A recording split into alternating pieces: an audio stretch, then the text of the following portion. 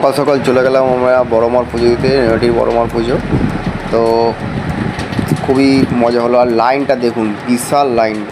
আমরা মোটামুটি গিয়েছিলাম তখন ফাঁকাই ছিল। তারপরে দেখুন এই ডন্ডি কাটছে, দেখুন যার মানসিক পূর্ণ হয়েছে, মনস্কামনা পূর্ণ হয়েছে তারা ডন্ডি কাটছিল। লাইনটা দেখুন, লাইন আমাদের পিছনে প্রচুর লাইন। আমরা যখন গিয়েছিলাম তখন তো ফাঁকাই ছিল, তারপরে প্রচুর লাইন হয়ে গেছে, মোটামুটি 300-400 প্রায় লাইন হয়ে গেছিলো।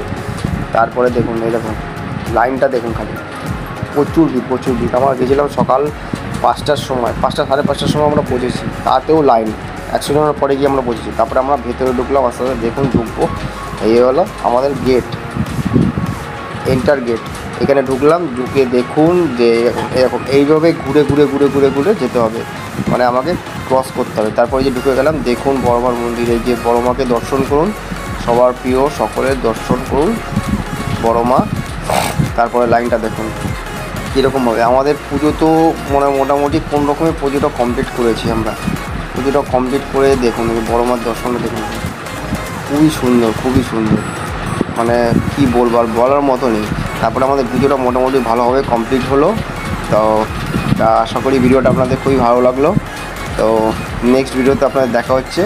তো কেমন লাগলো ভিডিওটা একটু কমেন্ট করে জানাবেন।